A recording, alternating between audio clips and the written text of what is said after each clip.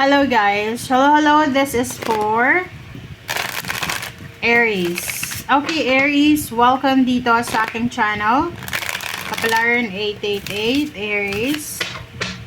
Alamin natin kung anong messages, vibration, gabay, energy para sa inyong lahat. Okay, this is for Aries.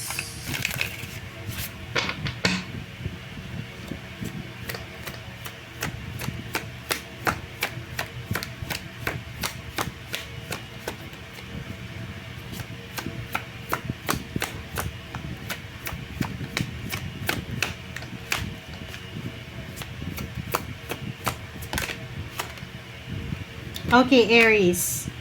First card natin is last quarter moon in Aquarius. Reflect on your priorities. Wow.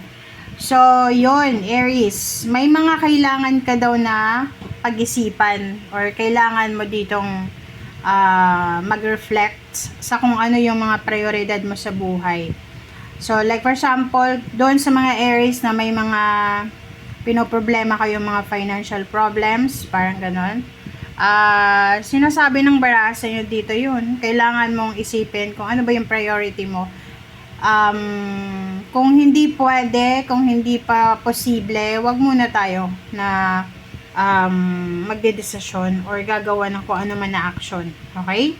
So, pag-isipang mabuti kung ano yung mga dapat na gawin. Una na dapat na gawin. Kung ano yung priority ngayon, wag muna yung wants, yung mga needs muna. Okay?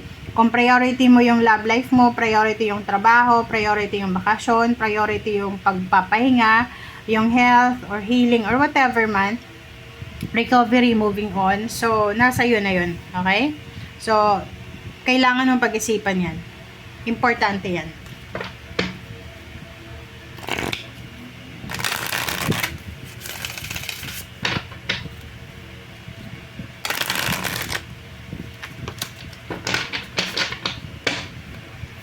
Aries.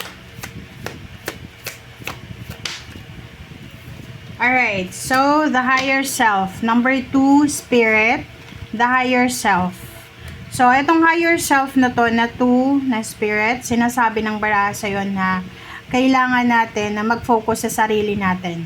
Okay? Mag-focus ka, Aries, sa sarili mo. So, hindi ito sa pagiging selfish, but kailangan mong, sa panahon ngayon, okay, this is currently, kailangan mong unahin yung sarili mo. Kailangan mong alagaan yung sarili mo, health, health, physical, mental, psychological, financial, spiritual health. Kailangan mong alagaan ang health mo. Okay?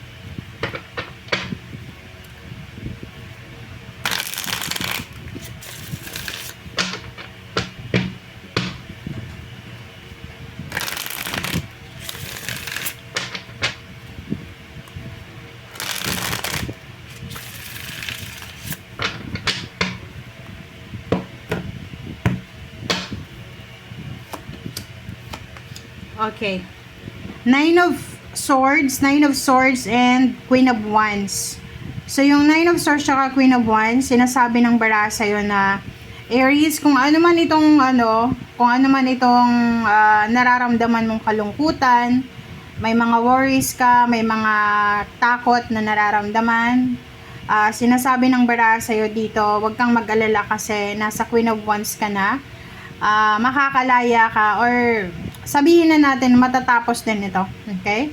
Yung Nine of Swords dito, sinasabi na matatapos ang lahat ng mga problema na yan, sigalot, or mga nararamdaman mong pain and heartaches. Okay? Makakalaya ka din dyan. Okay, next is Queen of Swords and Five of Wands. Sinasabi ng baraha sa'yo na moving forward ka na. Kung involved ka sa away, sa gulo, or sa any competition, sinasabi ng baraha sa'yo, Aries, na ngayon pa lang, kailangan mo nang isipin na importante yung pag-move on, importante yung future mo kaysa sa present situation. So, umiwas sa gulo, umiwas sa conflict, umiwas sa misunderstanding, umiwas sa mga bad influence. Okay? Okay, wow. So, nakikita ko dito yung foundation mo eh. So, emotionally, wala kang masyadong problema kasi may pamilya ka na nagmamahal sa'yo na pwede kang damayan sa lahat ng oras. Kita mo naman dyan. At the same time, you have pwedeng love life din or friends.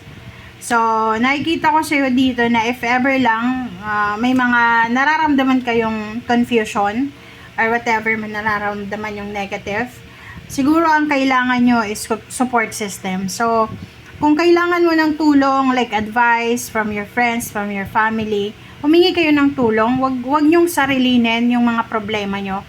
Kasi alam nyo ba, yung mental issue or psychological, nagsisimula yan sa simple lang na worries and fears, pag-aalala, parang ganon, hanggang sa wala silang mapagsabihan, kinikimkim lang nila yung mga pain and heartaches na yan. So, importante guys, na pag may nararamdaman kayong kakaiba sa isip nyo, sa katawan nyo, kailangan nyo magsabi. Doktor, pwedeng magpatingin ka sa doktor kasi kung may masakit ka sa katawan, di ba? Seven of Cups and then the Sun. So, sinasabi ng barahan na there's an incoming celebration, emotional, so family celebration. There's an incoming family celebration. Malaking celebration siya. And nakikita ko na yung celebration na to, maybe it's because of hard work, pwedeng victory and success, promotion, salary increase, or lahat ng pinagpaguran mo. Okay? So, sinasabi ng bara sa'yo dito na palapit ka na, Aries, sa success na pinagpipray mo or minamanifest mo. The Wheel of Fortune is here. So, yung Wheel of Fortune, sinasabi sa'yo na unti-unting magbabago yung takbo ng buhay mo, Aries. So, stay positive, keep going. Yun lang yung kailangan mo sa ngayon. And yun, wag tayong masyadong mag-focus sa mga walang kwentang bagay. Dapat dun lang tayo sa may kwenta. Eight of Wands, sinasabi ng bara sa'yo dito na kung halimbawa lang na naguguluhan ka sa kapaligiran mo, tapos may mga decision making ka na kailangan na gawin, dahan-dahan lang tayo. Okay? Pag-isipang mabuti, iwasang maging aggressive, iwasang maging impulsive, iwasan natin yung sobra-sobrang pag-iisip or kung ano pa man. Kasi hindi maganda yon. Okay? Isipin mo na there's may magandang mangyayari sa dahan-dahan lang. Okay? Patience is virtue. Yun. Tingnan mo yung mga aggressive na tao. Palagi silang nagkakamali kasi aggressive yung approach nila. Okay? Thank you guys. Bye!